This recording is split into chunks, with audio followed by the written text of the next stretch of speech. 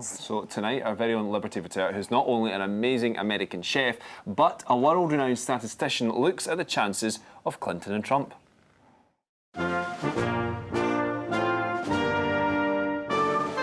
It's the most important election in years, and the results of it will be felt around the world. I'm here to help you understand how it's all going down in this Liberty's Guide to the U.S. Election 2016.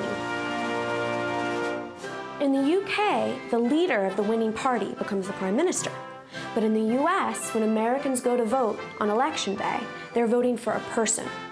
Donald Trump is the candidate for the Republican Party, and Hillary Clinton is the candidate for the Democrats. Both candidates fought very hard to get their party's nomination. Donald Trump beat out a field of 15 other candidates, including the brother of former President George W. Bush. On the Democratic side, Hillary beat out a much more liberal candidate, Bernie Sanders, for the win. The primaries were real ugly, but the true fight began with the debates.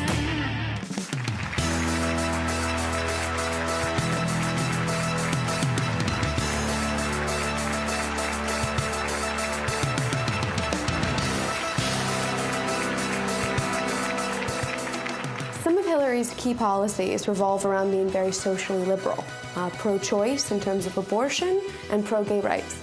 She's been in politics her whole life and has always supported causes for women and education. She advocates for gun control and raising taxes on the wealthiest of Americans. Trump is a political outsider who's never been involved in politics, so some of his views are a little bit different. Some of Trump's notable policies are building a wall between the U.S. and Mexico, deporting illegal immigrants, lowering taxes, and having less government interference. Trump's not too great on the details, but a lot of Americans are really liking his perceived honesty. Such a nasty woman. In this election cycle, it's been slightly strange. Usually, candidates want to be in the news and they want to be seen and heard. This time, when a candidate has been in the news, generally it's for something less than positive for their campaign, and they go down in the poll numbers. We see their support dip. This election has been dominated by explosive news stories, from Hillary Clinton's unsecured emails to Donald Trump's views on women. Trump and Clinton supporters argue daily on news networks, sometimes about policy, but more often about scandal. And at both the Trump and Clinton rallies, there have even been physical altercations.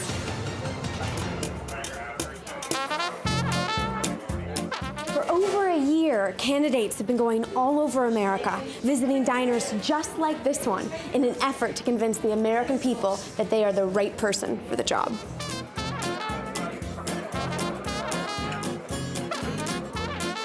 So what do you guys think, Donald or Hillary? Hillary. Hillary? Yeah. All of you? No, Donald. Yeah, we have one Donald. Hillary. Hillary? What do you think? I don't know. I hope it will be Hillary. I think maybe you could be shocked. Running a country is just like a business, so the best thing for it is for to become president.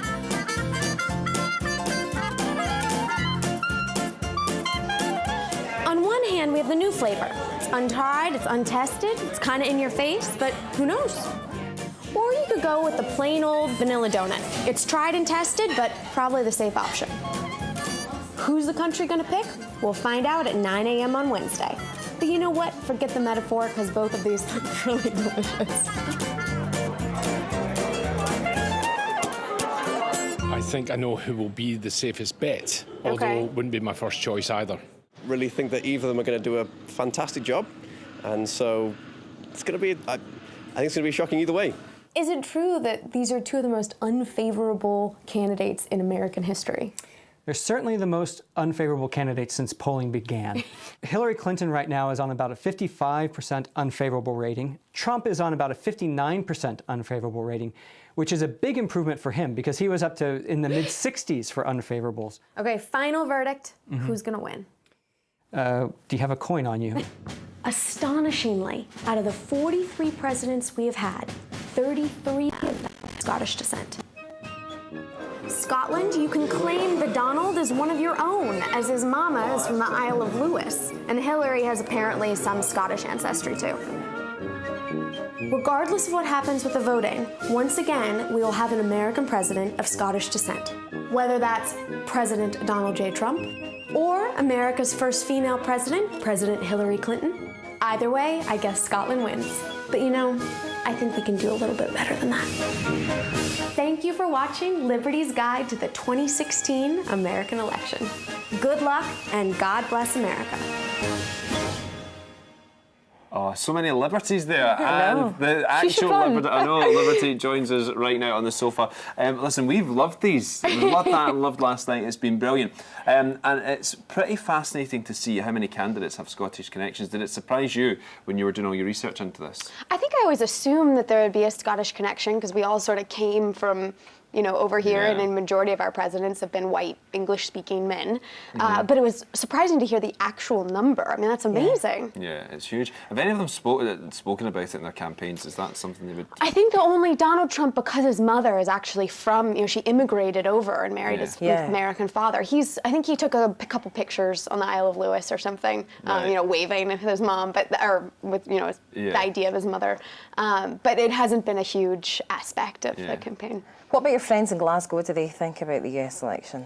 You know, I think everyone is shocked. I think no one really knows what to do. I mean, these are two candidates with the highest unfavorability rating in history. I mean, way more people hate him than love him. So I think everyone's just sort of in awe of the whole thing. It's an extraordinary presidential election, isn't it? It's just like nothing I don't think anyone has seen in a long, long time. You were in the States recently, you were back home recently. What's it like there? When you come from Scotland and then you go into the madness in America, what's it like? I mean, it's just a fervor. It's all anyone talks about. There's signs, you know, every restaurant, every business, every home has different signs hanging outside. It's all that's on the news, and you know, people are wearing their hats, their shirts, their, you know, pins, I don't know, whatever you can possibly wear, they're wearing. It's just a unbelievably exciting and momentous time. Is it fierce? Is there a sense of anger when you go there as well? Absolutely. I mean, this is the angriest election I've ever seen. Really? And I mean, people are getting into fights on the street, fights in bars, and that's just Crazy. not part of our culture.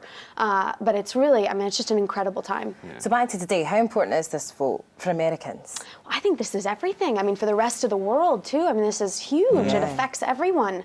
And it's looking like a very close race right now. You're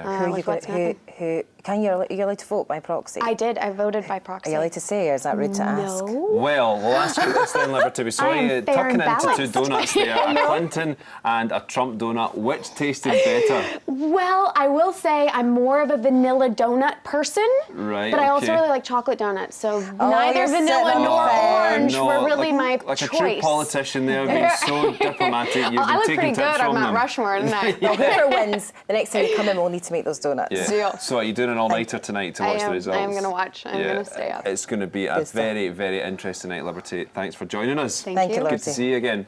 Now.